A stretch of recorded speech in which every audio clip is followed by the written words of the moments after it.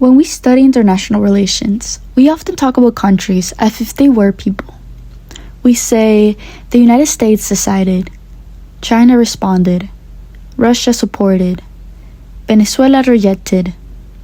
We talk about governments making strategic decisions, pursuing national interests, competing for influence, or defending sovereignty.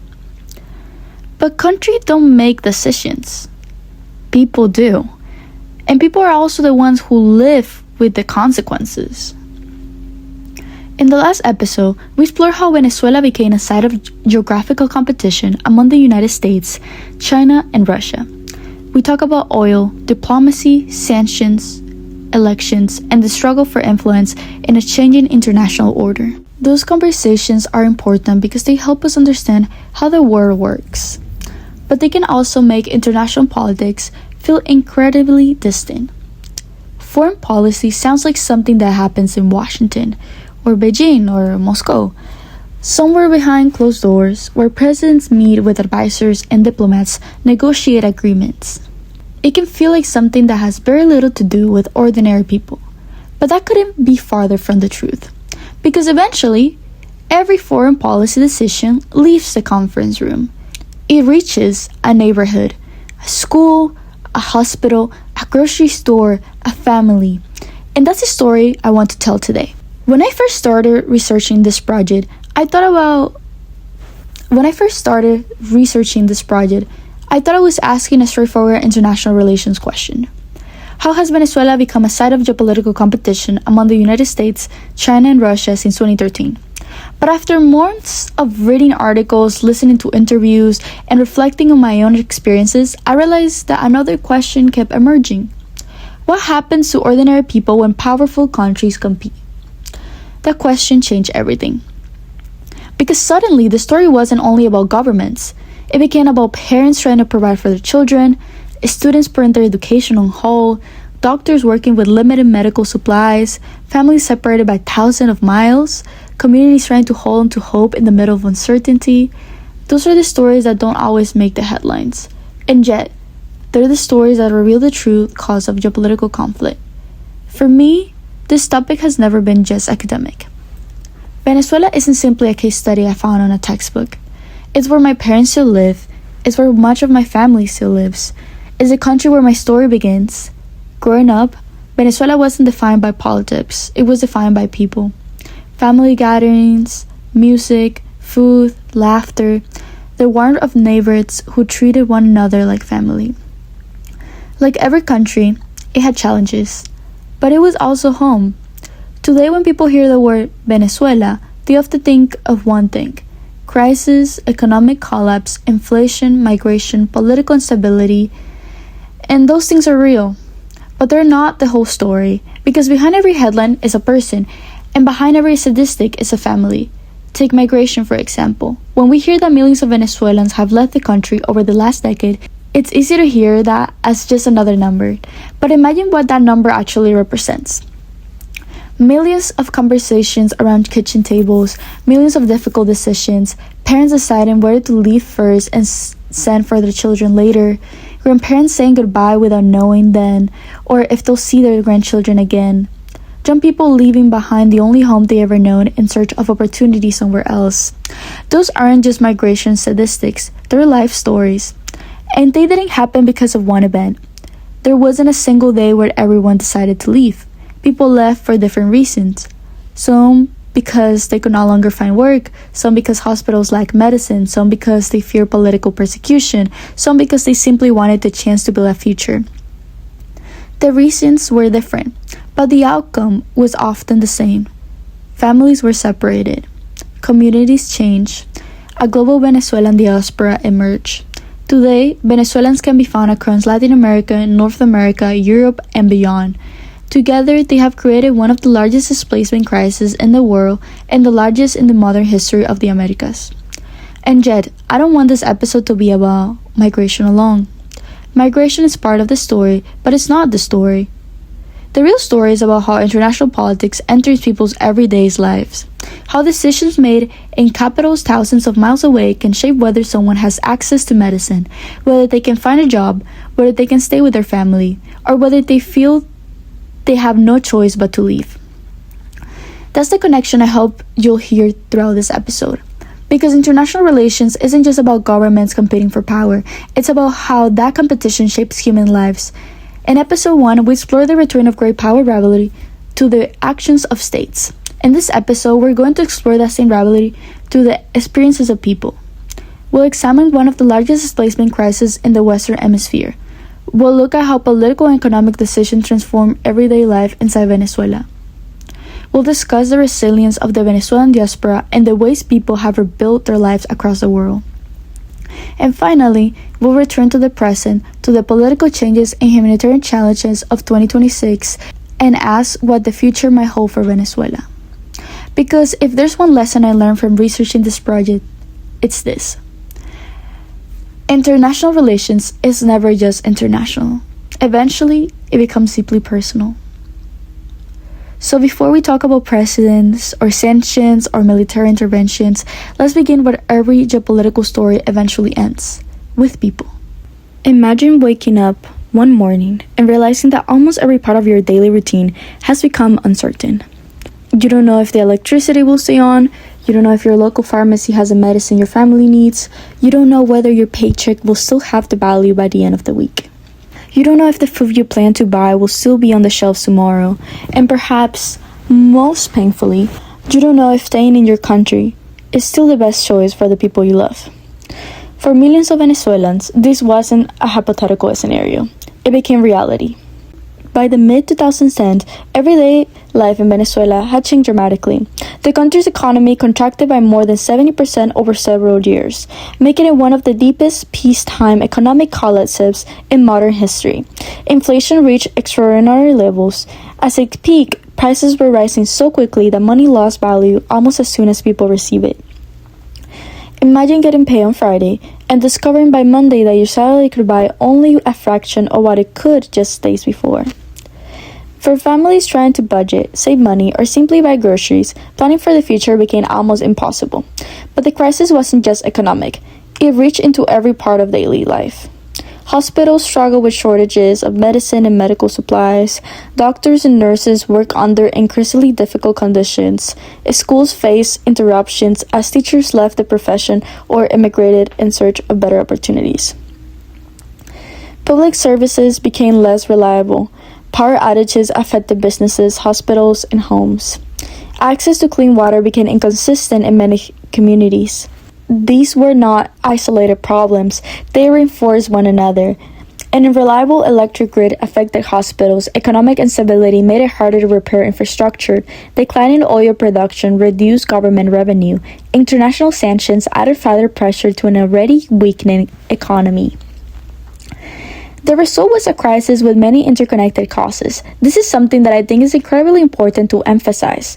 There is not a single explanation for Venezuela's humanitarian crisis. Some people argue that government policies and years of economic mismanagement created the conditions for collapse. Others emphasize the effects of corruption and decline in oil production. Many scholars also examine the role of international sanctions, particularly those imposed by the United States after 2017. Arguing that they further restricted Venezuela's economy at a time when it was already in severe distress. Rather than choosing one explanation, most researchers point to a combination of factors: political decisions, economic dependence on oil, institutional decline, international pressure, and global market changes. Together, they created a crisis unlike anything Venezuela had experienced in its modern history. This complexity matters because it reminds us that international politics is rarely black and white. They're rarely simple villains and heroes. Instead, they're competing interests, difficult decisions, and consequences that often extend far beyond what policymakers intended. Instead, they're competing interests, difficult decisions, and consequences that often extend far beyond what policymakers intended. And while governments debated sanctions, elections, and international recognition, ordinary people were making different kinds of decisions. Should I leave? Should I stay? Can I still provide for my family? What kind of future will my children have? Those questions eventually led to one of the largest movements of people in the history of the Americas. Over the last decade, millions of Venezuelans left the country. Some traveled by airplane when they still could, others crossed borders by bus. Many walked for hundreds of miles through the Andes, carrying only what they could fit into a backpack. Families often made impossible choices. Sometimes parents left first, hoping to find work before bringing the rest of the family. Sometimes young adults traveled alone. Others stayed behind to care for aging relatives who could not make the journey. Every family's story was different. But together, those individual stories became a historic migration. Most Venezuelans remained within Latin America. Colombia received the largest number of Venezuelan migrants, followed by countries such as Peru, Brazil, Chile, and Ecuador. Others eventually settled in the United States, Spain, Canada, and elsewhere. Receiving countries faced enormous challenges. Schools suddenly welcomed thousands of new students. Healthcare systems expanded services. Governments created temporary protection programs and legal pathways to help migrants rebuild their lives. Communities adapted. Some welcomed newcomers with remarkable generosity. Others struggled with economic pressures and political debates over migration. These experiences remind us that migration doesn't affect only the people who leave. It transformed entire regions. It reshapes labor markets, education systems, public policy, and even national conversations about identity and belonging. For many Venezuelans, leaving home wasn't about giving up their country. It was about surviving and perhaps one day returning. The hope of going back, is something many members of the Venezuelan diaspora continue to carry. Home isn't something they forgot. It's something they still dream about. As I researched these stories, I kept thinking about something we discussed in episode 1. Great powers often compete in pursuit of national interests. The United States sought to promote democratic change. China focused on promoting economic investments and defending the principle of non-interference. Russia supported a strategic ally while challenging American influence in the region. Each government acted according to what it believed served its interests. But regardless of those competing goals, the consequences were ultimately lived by ordinary Venezuelans. That, to me, is one of the most important lessons of international relations. Power is never experienced equally. The decisions of powerful states are often felt most deeply by people within the least influence over those decisions. And that's what makes Venezuela such an important case study. Not only because it helps us understand great power competition, but because it reminds us that every geopolitical conflict has a human face. In the next part of this episode, we'll return to the present, because while millions of Venezuelans were building their lives around the world, history didn't stop. The story continued. And in 2026, it entered a new and unexpected chapter. When I first began researching this project, I thought I already knew how the story would end. I thought I was studying a period in history that stretched from 2013 to the present. I expected to look back on the political crisis, analyze the role of the United States, China, and Russia, and explain what it revealed about the return of great power competition. While I was writing these episodes, history changed once again. In January 2026, Venezuela became the focus of international attention after the United States launched a military operation that resulted in the removal of Nicolás Maduro from power. It was one of the most dramatic moments in Venezuela politics in decades. For some Venezuelans, the news represented hope. After years of political deadlock, economic hardship, and international isolation, they believed the country might finally be entering a new chapter. Others reacted with uncertainty. Even people who opposed Maduro questioned what this intervention meant. Could democracy truly be restored through foreign military action? What would happen next? Would the country finally stabilize, or would another period of uncertainty begin? Around the world, governments responded quickly. The United States defended the operation, arguing that it was necessary to support democratic governance, regional stability, and the Venezuelan people after years of authoritarian rule. Supporters of the intervention argued that diplomatic efforts had failed. They pointed to disputed elections, political repression, and the ongoing humanitarian crisis as reasons why stronger action had become necessary. From this perspective, waiting any longer would have allowed the crisis to deepen even further. But not everyone agreed. Critics argue that military intervention raised difficult questions about international law and state sovereignty. Could one country remove the leader of another? Who decides when intervention is justified? Would similar actions be accepted elsewhere in the world? These questions have shaped international politics for decades, and Venezuela once again found itself at the center of that debate. The reactions of China and Russia were specifically The reactions of China and Russia were especially significant. Through episode 1, we explore how both countries have supported Maduro's government for different reasons. China viewed Venezuela as an important economic and strategic partner. Over the years, it invested billions of dollars in loans, energy projects, and infrastructure while consistently emphasizing the principle of non-interference in the domestic affairs of other states. Following the January intervention, Chinese officials criticized the operation and reiterated that Venezuela's future should be determined by Venezuelans themselves, not through outside military action. Russia also condemned the intervention. For Moscow, Venezuela had long represented more than just a diplomatic partner. It was a symbol of Russia's ability to challenge American influence in the Western Hemisphere. Supporting Venezuela demonstrated that Russia remained an important global actor capable of projecting influence far beyond Europe. The intervention, therefore, represented not only political change in Venezuela, but also another moment of confrontation between Russia and the United States. Looking at these different responses, something becomes clear. The three major powers involved in Venezuela were never pursuing the same objective. The United States prioritized political transition and democratic governments. China emphasized sovereignty, stability, and protecting long-term economic relationships. Russia focused on preserving a strategic partner while resisting what it viewed as expanding American influence. Three countries, three different visions of international order. One country caught in the middle, and that country was Venezuela. For students of international relations, this is exactly what great power competition looks like.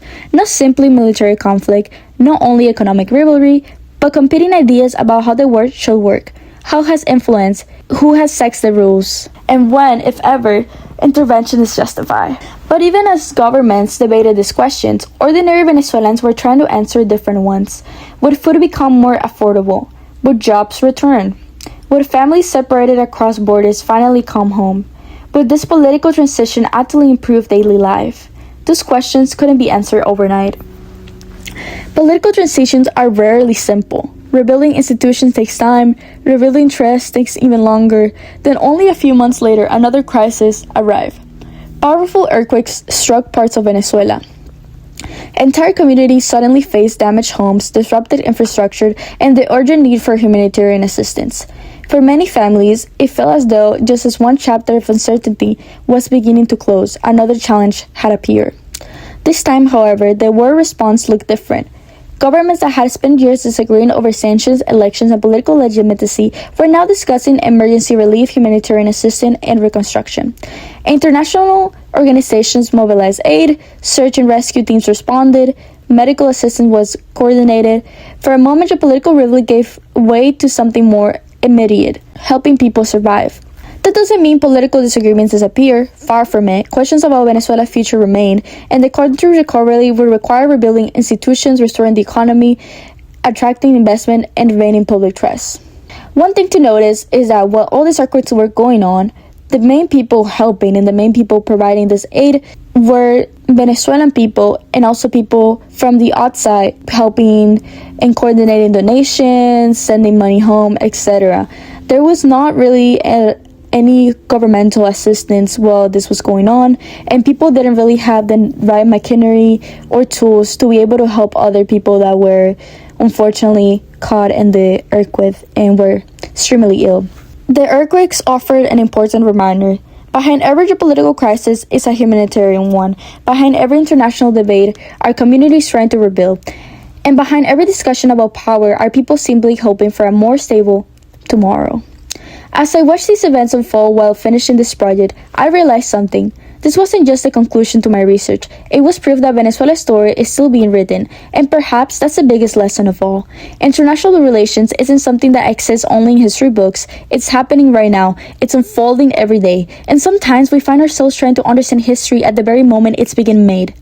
In this final part of the podcast, I'd like to step back from the headlines one last time and reflect on what Venezuela has taught us, not just about geopolitics, but about people, resilience, and the true meaning of power.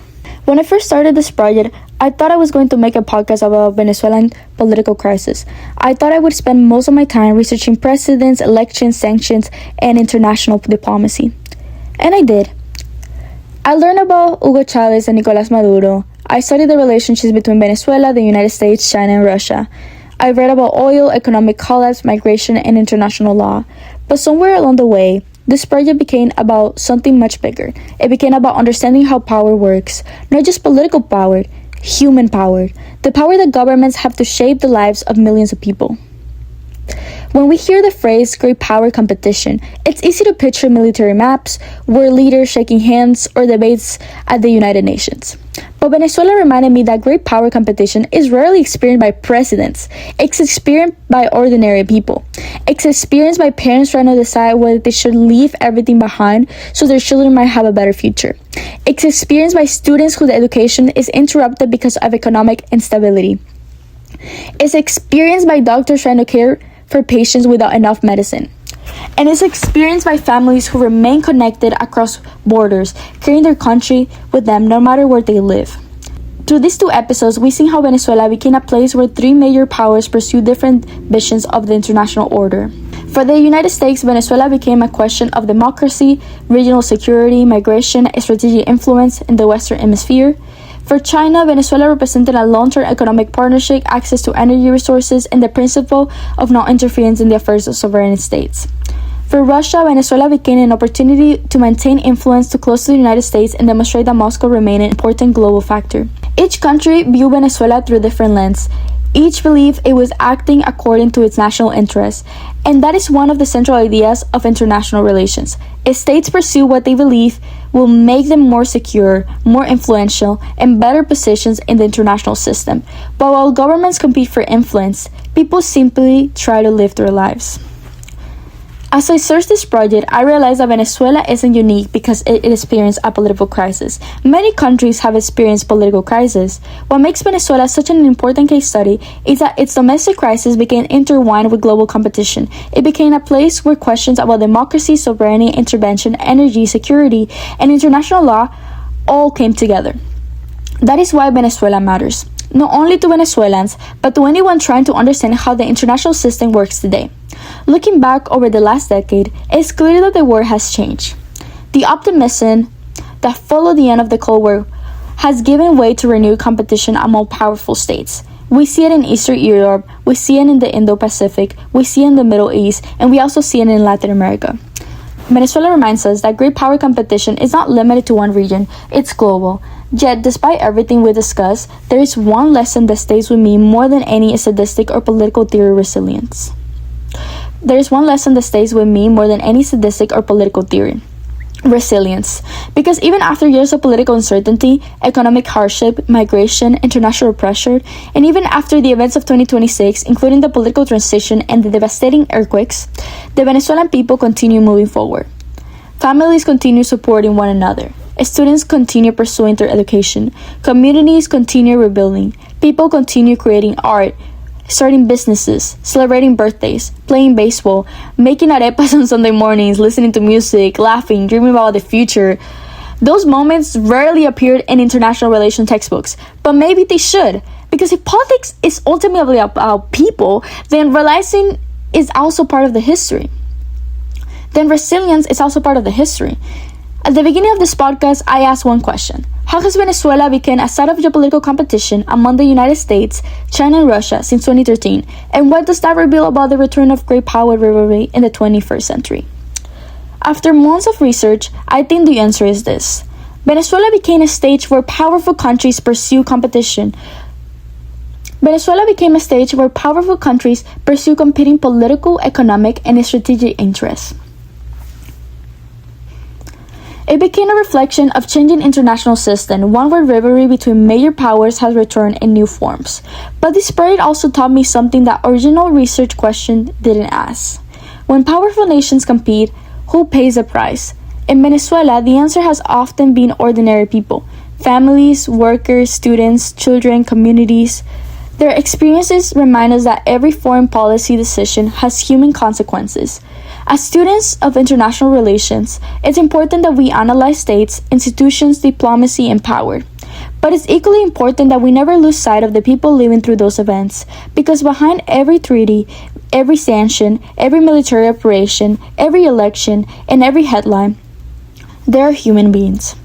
Their stories deserve to be remembered just as much as the decisions made by presidents and diplomats. For me, this project has never just been about understanding my country.